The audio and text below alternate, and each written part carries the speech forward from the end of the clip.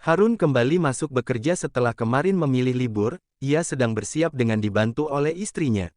Di pagi hari seperti ini, merupakan hal yang paling Harun suka, yaitu melihat wajah Sandra yang begitu dekat sedang memainkan dasi padanya. Dede di dalam gak apa-apa kan? Semalam mama nakal ya, Dek, goda Harun mengingat bagaimana tingkah istrinya yang semakin membuatnya jatuh cinta pada Sandra. Mas, udah ah, desis Sandra merasa malu karena Harun tak henti menggodanya. Kenapa jangan malu sayang, kamu cantik banget tahu kayak semalam. Tutur Harun mengusap wajah Sandra dengan lembut. Udah, Mas, kamu suka banget godain aku ya, sanggah Sandra menarik hidung mancung suaminya. Hahaha, tentu saja, lihat muka kamu yang merah kayak tomat, lucu banget, jawab Harun gemas, menangkup wajah istrinya yang tembam karena kehamilannya. Nanti jadi cek ke dokter, tanya Sandra seraya merapikan dasi yang sebenarnya sudah sangat rapi. Jadi dong, cintaku, aku udah hubungi dokter dan kita pergi ke sana setelah makan siang, jawab Harun seraya mengusap kepala istrinya lembut. Nanti aku jemput ya, jangan naik taksi. Lanjut Harun dibalas manggut-manggut oleh Sandra. Sementara di tempat lain, setelah sarapan Aska dan Ana pamit pulang ke apartemen Aska yang kini akan menjadi tempat tinggal mereka bersama sebagai suami istri. Aska masih belum masuk kerja, Harun dengan berbaik hati memberikan cuti 1 minggu agar mereka bisa merasakan masa emas bersama. Apartemen aku tuh gak berantakan, tapi aku yakin gak akan masuk tipe kamu. Celetuk Aska sesekali mengalihkan pandangannya dari jalanan di depannya. Aku kan udah pernah ke apartemen kamu, dan bagi aku itu bagus kok. Balas Ana berpendapat. Tapi semenjak hubungan kita berakhir, aku merubah banyak apartemen aku dengan tujuan menghapus kenangan kita. Tapi ternyata takdir mempersatukan kita lagi dalam ikatan suci pernikahan. Nanti kita dekor sama-sama, cicit Ana mengusap bahu Aska pelan. Sesampainya di apartemen Aska, Ana sampai hampir tak mengenali tempat itu. Mulai dari dinding cat dan penataan barang, semuanya berubah dengan terkahir kali Ana ke sana. Sayang, kamu beneran ngerubah 100%?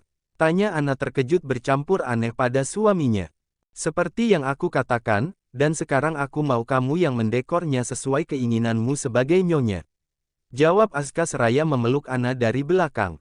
Baiklah, nyonya akan merubah tampilan apartemen ini dan kamu Tuan Aska, jangan memprotesnya. Desis Ana mengusap pipi Aska yang berada di bahunya. Pagi itu mereka mulai dengan menempelkan stiker dinding berwarna biru agar terlihat lebih hidup, foto pernikahan mereka pajang di ruang tengah, juga beberapa foto lainnya termasuk foto saat mereka masih berpacaran. Bagian dapur Ana mengaturnya sendiri, karena bagaimanapun ialah yang akan menjadi pemilik dapur nantinya. Memasak makanan untuk Aska di pagi dan malam hari. Alat-alat dapur memang sudah lengkap, hanya saja bahan makanan mereka sudah menipis sehingga mereka harus berbelanja kebutuhan hari ini. Sayang, hari ini kita ke supermarket ya, stok persediaan makanan udah habis, ujar Ana menghampiri Aska yang sedang beristirahat setelah memindahkan barang di ruang tamu. Iya, sayang, sahut Aska menjatuhkan kepalanya di pangkuan Ana.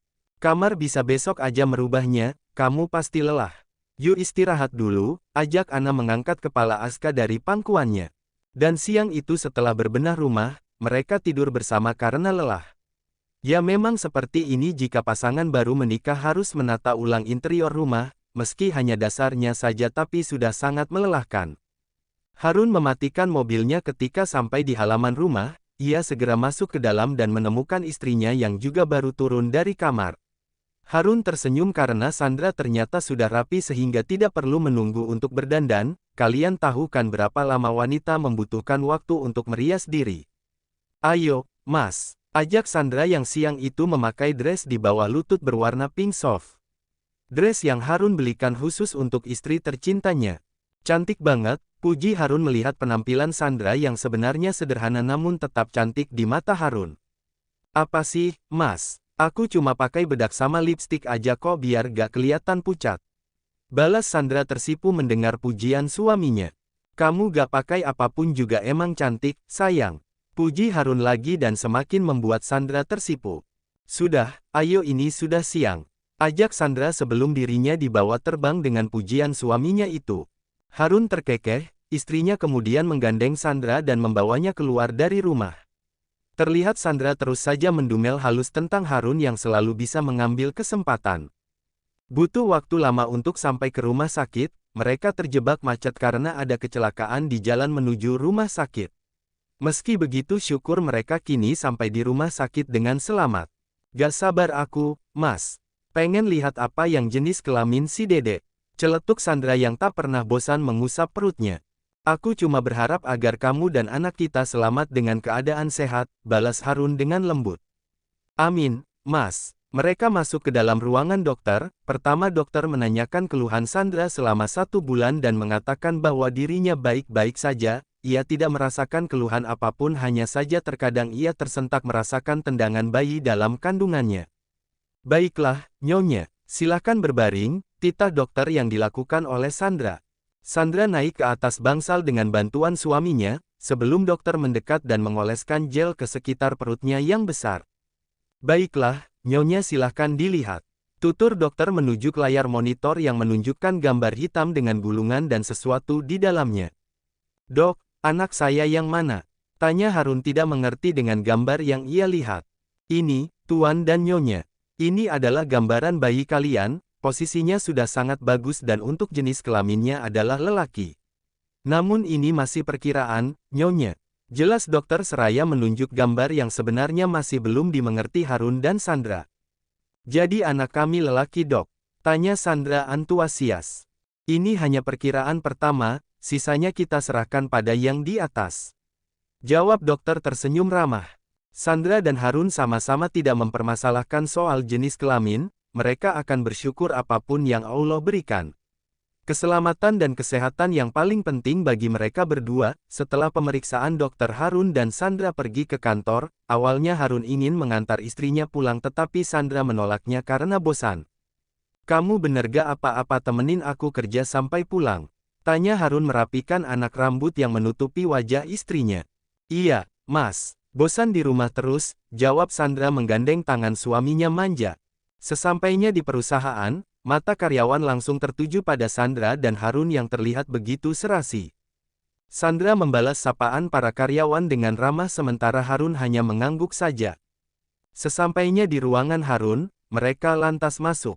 Harun melanjutkan pekerjaannya sementara Sandra asik dengan camilan yang ia beli ketika menuju kantor tadi. Harun geleng-geleng kepala melihat istrinya yang begitu antusias memakan jajanan berbahan dasar daging, makanan yang sedang viral di kalangan pecinta pedas seperti Sandra. Makan apa sih? Antusias banget, cicit Harun yang tidak fokus dengan pekerjaannya. Bakso mercon, nih mau. Tawar Sandra menyodorkan jajanan di tangannya. Harun lantas mendekat, ia memakan suapan istrinya. Baru hitungan detik wajah Harun sudah berubah merah karena kepedasan. Hah, buang itu, sayang. Itu sangat pedas. Ujar Harun mengibas mulutnya yang seperti terbakar. Apa, tidak kok ini tidak pedas. Sahut Sandra kemudian meraih minum di meja Harun dan memberikannya pada Harun. Harun menenggak 1 gelas air putih sampai tandas, ia segera meraih makanan pedas itu lalu membuangnya ke tempat sampah. Mas kok dibuang? Tanya Sandra kesal. Gak boleh, sayang. Pedas banget loh, jawab Harun menggeleng kecil. Sandra hanya bisa menghela nafas, protes pun percuma karena suaminya pasti tetap akan melarangnya. Menurut Sandra makanan tadi tidak terlalu pedas, entah mengapa Harun sampai kelabakan. Nanti makan es krim aja ya, cantik. Rayu Harun berharap jika istrinya tidak akan marah. Iya deh, balas Sandra membuat nafas Harun lega karena ternyata Sandra tidak marah padanya. Setelah semua pekerjaan selesai, Harun dan Sandra segera pulang tanpa mampir kemanapun. Lagi pula Sandra sudah sangat kelelahan seharian ini. Sesampainya di rumah, mereka melihat ada mobil Aska. Pasangan suami dan istri itu pasti mampir ke rumah mereka dengan tujuan tertentu. Assalamualaikum, salam Harun dan Sandra membuat pasangan itu menoleh pada mereka. Kakak, kau dari mana saja? Tanya Ana mendekati Sandra dan mengajak kakaknya duduk. Ada apa pengantin baru datang kemari? Tanya Harun menatap adik dan adik iparnya. Begini, Kak, kami berencana untuk bulan madu minggu depan, jadi kami datang untuk memberitahu atau barangkali kalian mau ikut. Papar Ana melirik Sandra yang hanya melempar senyum. Tidak bisa, kandungan Sandra sudah besar dan dokter melarang untuk berpergian jauh. Kalian saja dan buat ponakan untuk kami secepatnya. Celetuk Harun yang membuat Aska tersenyum. Tenang saja, Kak. Proses sudah dilakukan sejak kata sah terdengar, sahut Aska yang membuat keduanya tertawa. Baiklah, semoga bulan madunya menyenangkan dan cepat beri kami kabar baiknya. Tutur Sandra lembut, membuat kedua pasutri di depannya itu tersenyum. Itu menjadi urusanku, kakak ipar. Sahut Aska bangga. Asteris. Hari keberangkatan bulan madu Ana dan Aska tiba, Harun dan Sandra dengan senang hati mengantar pasangan yang ingin pergi ke negeri, The Land of the Morning Camp, entah apa alasannya sehingga mereka memilih Korea Selatan sebagai tempat bulan madu mereka. Jangan lupa kabari kami jika sudah sampai, dan jaga kesehatanmu. Ku dengar saat ini di sana sedang musim dingin. Jangan khawatir, Kak, aku sudah menyiapkan segalanya. Balas Ana mengangguk paham. Kau hati-hati ya, kabari aku juga jika bertemu duda yang membuat Sandra klepek-klepek pada aktor itu.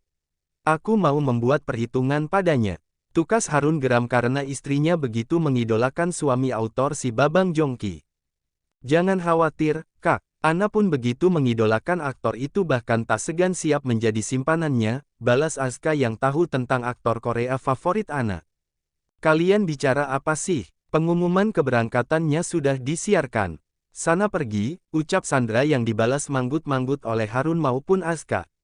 Ana dan Aska pamit pada Sandra maupun Harun, lalu segera masuk ke pintu gate sesuai tujuan mereka. Setelah keduanya tidak terlihat, Sandra dan Harun segera pergi meninggalkan bandara. Mungkin kelak dirinya akan berlibur bersama suami dan anaknya. Kapan-kapan kita liburan juga ya, sekarang kondisi kamu tidak memperbolehkannya, sayang. Tutur Harun seakan mengerti suasana hati Sandra. Iya, sayang, nanti kita liburan sama-sama bertiga ya, timpal Sandra menyandarkan kepalanya di bahu Harun sambil mengusap lembut perutnya. Gimana sama Dede hari ini? Dia nendang lagi gak? Tanya Harun yang begitu perhatian dengan kehamilan Sandra. Ia begitu bahagia ketika Sandra menceritakan apa yang dirasakan wanita itu setiap harinya. Iya nih, kayaknya mau jadi pemain bola.